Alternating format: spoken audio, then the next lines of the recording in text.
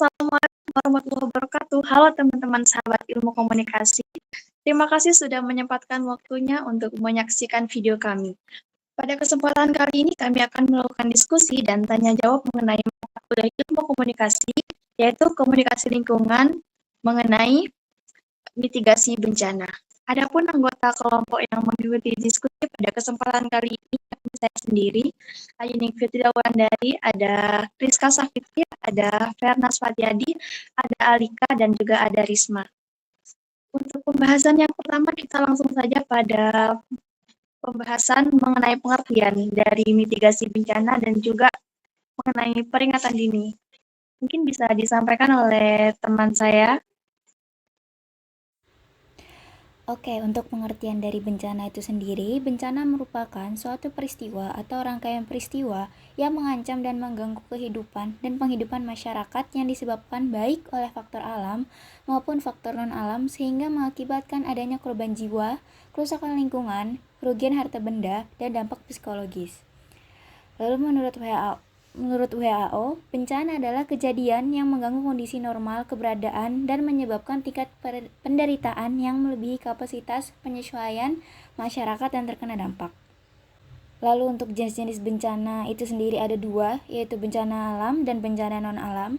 Bencana alam merupakan peristiwa yang merusak dan merugikan manusia, lingkungan, dan harta benda akibat kejadian yang tidak dapat dihindari.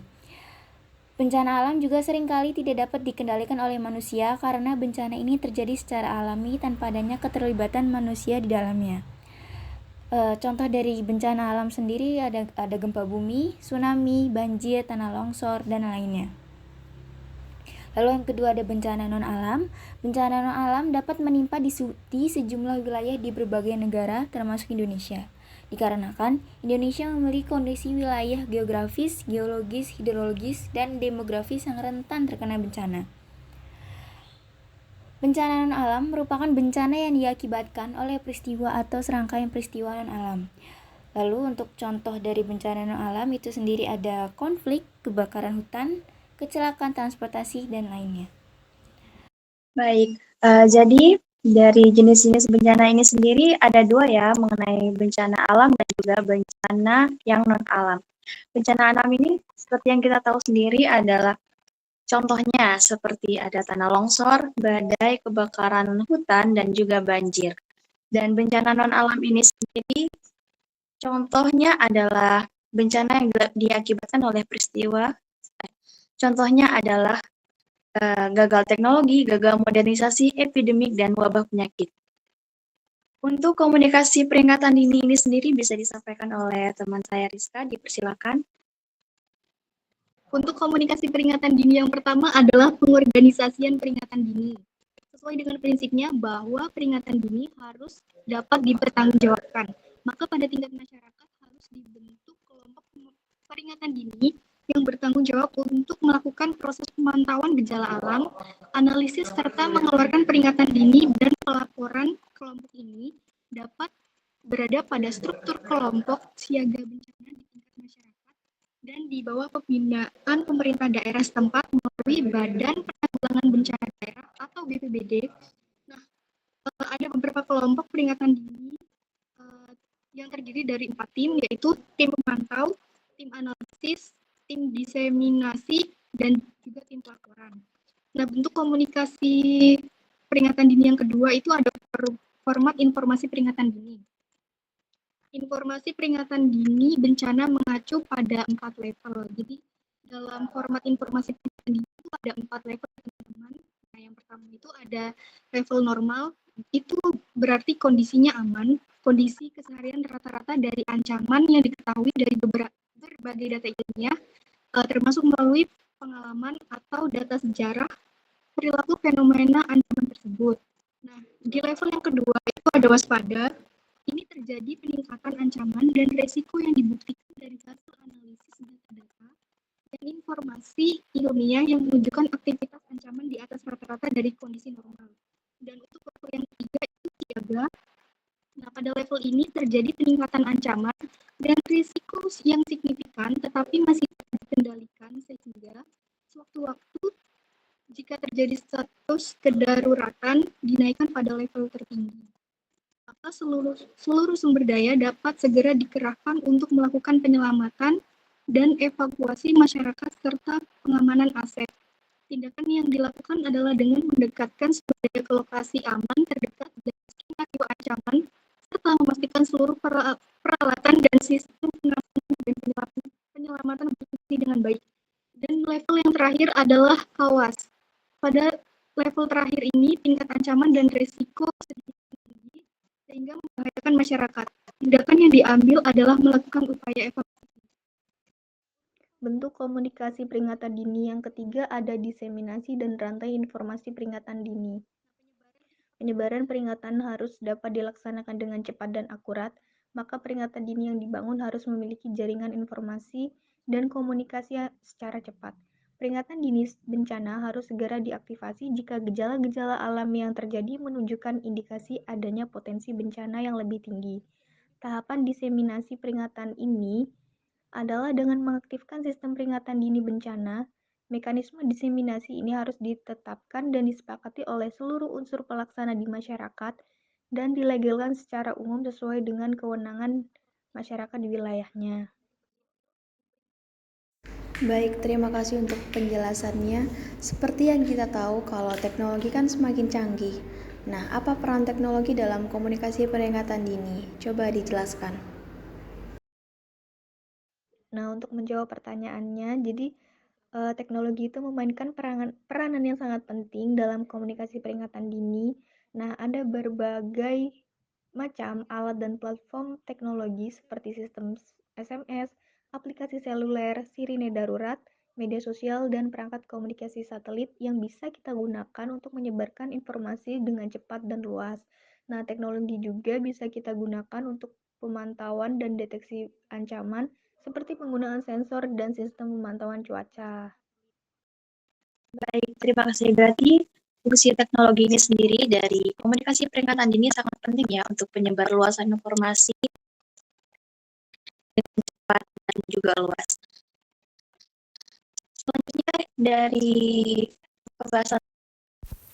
Baik, sebelumnya terima kasih. Sini saya Arisma Sari akan menjelaskan materi tentang sistem peringatan dini. Nah, pengertian dari sistem peringatan dini atau biasa disebut dengan early warning system adalah suatu rangkaian sistem yang bekerja dengan memberikan peringatan kepada masyarakat tentang potensi terjadinya bencana pada saat itu.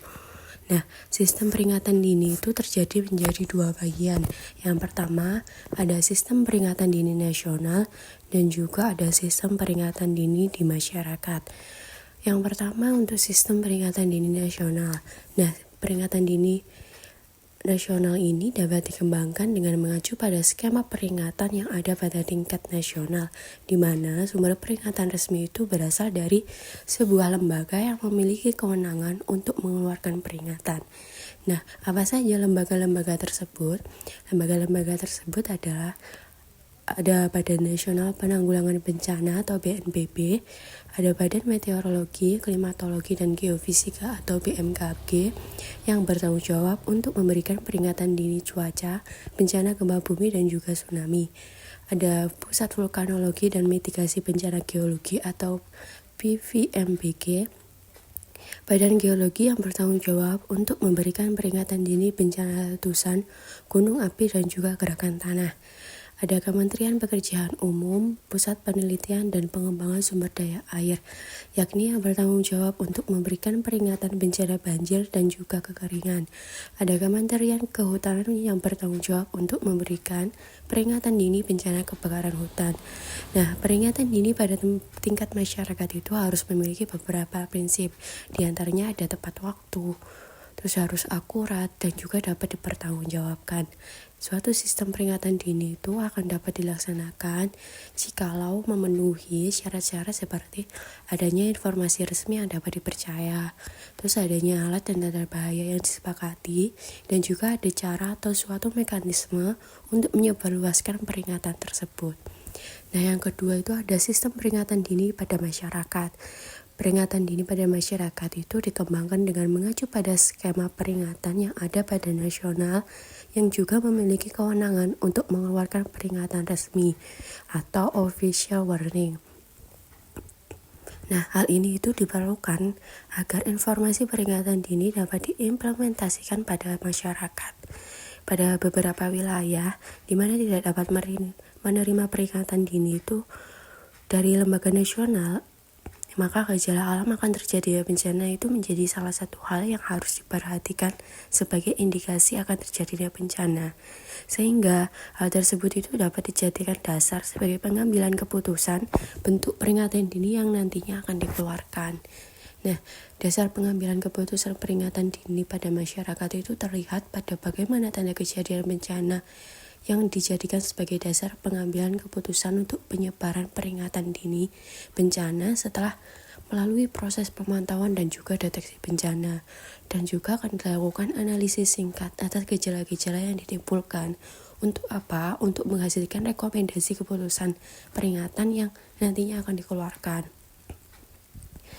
Pengetahuan gejala alam akan potensi terjadinya bencana itu menjadi faktor utama bagi masyarakat untuk dapat mengambil tindakan yang nantinya akan dibutuhkan. Pengetahuan gejala alam ini dapat dikembangkan dari pengetahuan lokal yang sudah ada, diketahui secara luas tentang bagaimana suatu bencana itu akan terjadi. Dan masyarakat itu sangat berperan penting dalam efektivitas sistem peringatan dini ini. Peran ini itu tercermin dari kesadaran atau kepedulian masyarakat serta pemahaman terhadap sistem peringatan, dan juga ditambah dengan kemampuan masyarakat untuk terlibat dalam kegiatan-kegiatan tersebut seperti tindakan antisipatif, prosedur evakuasi, dan lain sebagainya. Baik, terima kasih penjelasannya Mbak Risma. Jadi pertanyaan dari saya, bagaimana masyarakat dapat memastikan mereka yang terdampak atau akan terdampak dari bencana tersebut menerima informasi dari sistem peringatan dini ini? Mungkin bisa dijawab. Baik, terima kasih sebelumnya atas pertanyaannya. Saya akan langsung jawabnya. Nah, bagaimana masyarakat dapat memastikan bahwa mereka itu menerima informasi dari sistem peringatan dini dengan berbagai cara? Beberapa caranya itu ada mendaftar untuk menerima notifikasi darurat melalui SMS atau aplikasi seluler yang disediakan oleh pemerintah atau lembaga terkait. Nah, untuk yang kedua yaitu mengikuti media sosial resmi dari badan-badan terkait untuk mendapatkan update terkait untuk update terkini.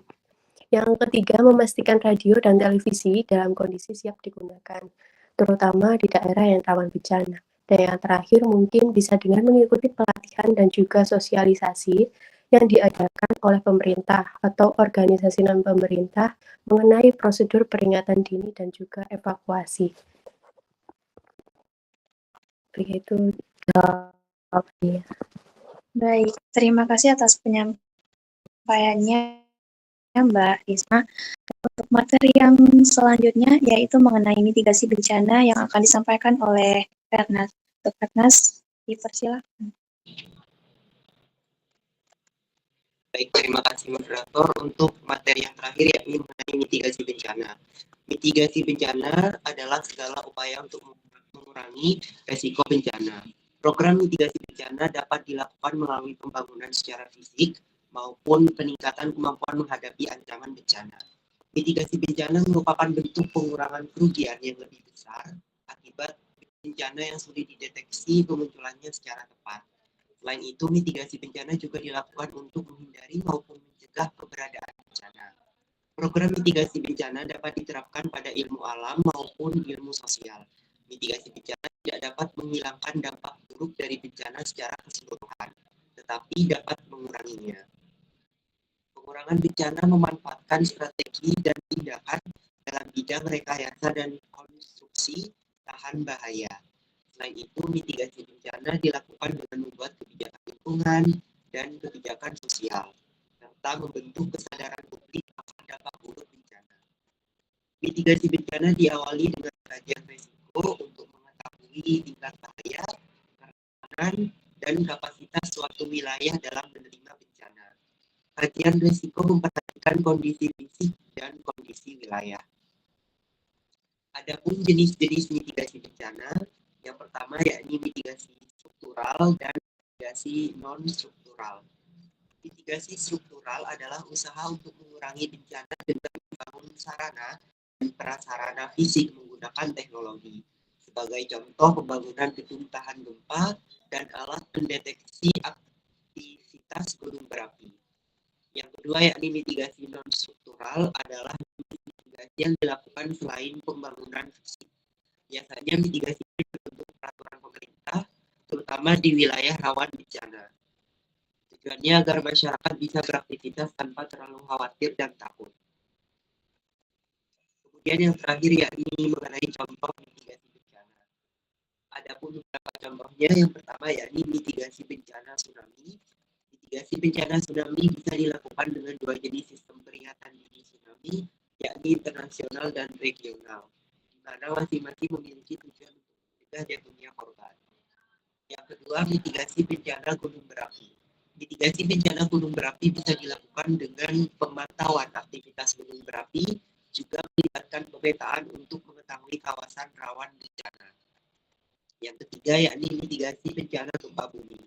Mitigasi bencana gempa bumi terbagi menjadi 3 langkah, yaitu sebelum, saat terjadi, dan sesudah gempa. Beberapa contoh mitigasi diantaranya membangun rumah sesuai aturan, jalur evakuasi, hindari penggunaan lift, dan tetap tenang. Dan yang terakhir yakni contoh mitigasi tanah longsor. Mitigasi tanah longsor dilakukan untuk mengurangi dampak dengan berbagai cara seperti terasering, penghijauan, dan hindari membangun rumah di rawan bencana. Mungkin sekian penjelasan mengenai mitigasi bencana, jenis-jenis dan juga contohnya. Saya kembalikan ke moderator. Mungkin ada yang ingin didiskusikan. Baik, terima kasih untuk penjelasannya. Berarti mitigasi bencana ini sangat penting ya untuk mengurangi resiko dari bencana itu sendiri. Nah, pertanyaan saya, bagaimana cara meningkatkan kesadaran masyarakat akan pentingnya dari mitigasi bencana ini sendiri? Oke, baik, Pak Moderator, langsung ya. Untuk meningkatkan kesadaran masyarakat, tentunya kita mengenal komunikasi lingkungan. Jadi bisa melalui bentuk kampanye, poster-poster, atau kegiatan yang mungkin disenangi oleh beberapa masyarakat yang menjadi target untuk peningkatan kesadaran tersebut. Kemudian ada beberapa contoh kegiatan lainnya, antara lain yakni membuat peta wilayah rawan bencana. Tentunya ini berfungsi untuk meningkatkan kesadaran masyarakat tentang daerah-daerah yang bisa terjadi rawan bencana. Kemudian yang kedua yakni pembuatan bangunan tahan gempa yang dimana dapat menjadi manfaat ketika terjadinya bencana. Kemudian selanjutnya ini penanaman pohon bakau dan penghijauan hutan. Tentunya ini dilakukan untuk mencegah terjadinya bencana alam seperti banjir, tanah longsor, seperti itu. Kemudian yang terakhir yakni memberikan penyuluhan dan meningkatkan kesadaran masyarakat seperti yang saya sudah contohkan tadi, seperti melalui kampanye, komunikasi lingkungan, kegiatan-kegiatan mengenai lingkungan, kegiatan-kegiatan mengenai lingkungan, seperti itu Mbak Moderator. Mitigasi bencana ini sendiri kita tahu bahwa bencana alam merupakan bentuk peristiwa yang tidak dapat diduga kemunculannya. Bencana alam juga menimbulkan kerusakan sekitarnya seperti kerusakan lingkungan, infrastruktur, dan lain-lain. Jadi oleh karena itu diperlukan adanya mitigasi yang merupakan suatu upaya untuk mengurangi risiko bencana seperti itu ya. Baik, untuk pembahasan malam ini saya cukupkan. Itu saja pembahasan yang bisa disampaikan dari kelompok kami. Mungkin dari teman-teman penonton ada yang ingin bisa langsung tanyakan di kolom komentar. Terima kasih, saya cukupkan. Wassalamualaikum warahmatullahi wabarakatuh.